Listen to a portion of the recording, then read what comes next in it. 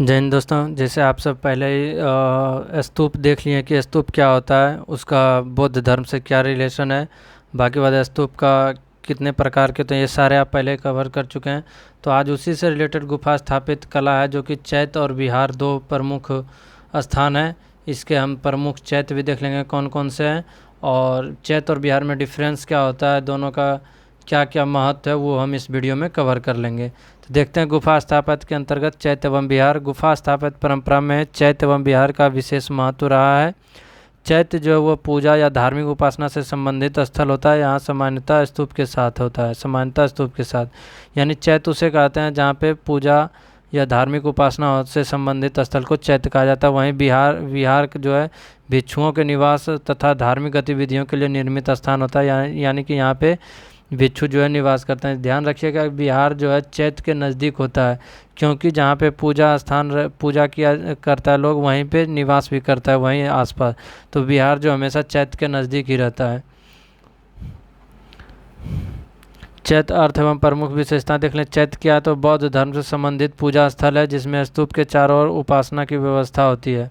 मुख्य व्यवस्था की अगर विशेषता की बात करें तो चैत्य का बाहरी ढांचा प्रायः घोड़े की नाल जैसा दिखाई देता है। चैत्य का जो है बाहरी ढांचा जो है घोड़े की नाल की तरह ऐसे इस तरह से दिखाई देता है। वास्तु योजना चैत्य में लंबा कक्ष, स्तंभों की पंक्तियां तथा पीछे की ओर स्तूप प्रमुख तत्व होते हैं। और धार्मिक उपयोग का बात करें तो यह बौद्ध भिक्षुओं और अनुयायियों का पूजा अर्चना तथा धार्मिक अनुष्ठानों से जुड़ा था। चैत्य देखिए, वही जो अभी समझा रहे थे, वही कि चैत्य जो ये चैत्य है, चैत्य ये स्तंभ बना हुआ, और ये इस तरह से यहाँ पूजा स्थल गर्भगृह टाइप से बना हुआ। और ये बिहार का एक एग्जाम्पल है, यानी यहाँ पे बौद्ध भिक्षु लोग रहते थे, निवास स्थान था ये, और यहाँ ये पूजा स्थान था, यहाँ पे पूजा करते थे। देख लें प्रमुख चैत्य, तो कार्ले चैत्य जो है महाराष्ट्र में स्थित है, और सबसे बड़ा चैत्य इसे माना जाता है। इसे प्रमुख एवं विशाल चैत्यगृह में माना जाता है। इसके स्तंभों पर अलंकरण तथा हाथी आकृतियाँ उल्लेखनीय है।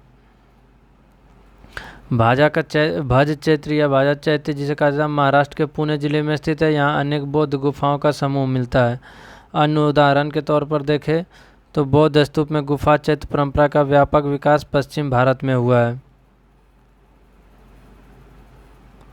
आगे देख लें कार्ले चैत्य परीक्षा उपयोगी तथ्य इसका, तो स्थान महाराष्ट्र। प्रमुख विशेषता विशाल चैत्यगृह एवं प्रभावशाली स्तंभ। चैत्य में पूजा के लिए स्तूप और उसके चारों ओर प्रदक्षिणा पथ की व्यवस्था। सातवाहन शासक नाहपान के समय का संबंध बताया गया है, और इससे प्राचीन बौद्ध गुफा स्थापत्य की महत्वपूर्ण कड़ी मानी जाती है।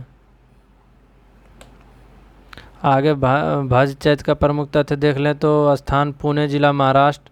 भाजा में लगभग 22 बौद्ध गुफाओं का समूह मिलता है। चैत्य और विहार दोनों प्रकार की गुफा वास्तुकला के उदाहरण यहाँ पाए जाते हैं। पश्चिम भारत की प्रारंभिक बौद्ध शैलकट स्थापित परंपरा को समझने में महत्वपूर्ण भूमिका निभाता है चैत्य और विहार। विहार का जो क्या अर्थ है और इसका उद्देश्य क्या, तो विहार क्या है, तो बौद्ध भिक्षुओं के निवास के लिए निर्मित स्थान है। मुख्य उपयोग इसका वर्षावास, अध्ययन, ध्यान तथा संघ की दैनिक गतिविधियों के लिए होता था। धार्मिक संदर्भ की बात करें तो विहार बौद्ध मठीय जीवन और संघ व्यवस्था का महत्वपूर्ण केंद्र था। चैत्य से इसका यह किस प्रकार से अंतर है, तो चैत्य मुख्यतः पूजा स्थल था और विहार मुख्यतः निवास या मठ के रूप में समझा जाता है। आगे हम देख लें तो त्वरित पुनरावृत्ति के तहत परीक्षा के लिए चैत्य जो है बौद्ध पूजा स्थल है, स्तूप इसका प्रमुख केंद्र। विहार जो है भिक्षुओं का निवास स्थान या मठ है।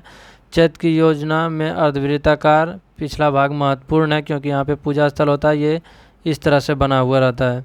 अब भज चैत्य जो है पुणे जिले में बौद्ध गुफाओं का महत्वपूर्ण समूह है, और कार्ले जो है महाराष्ट्र का प्रसिद्ध विशाल चैत्य है। मुख्य अंतर जो है चैत्य में पूजा है और बिहार में निवास मठ, यही मुख्य अंतर इसका। ये छोटा सा टॉपिक था, इसे हम कवर कर लिए।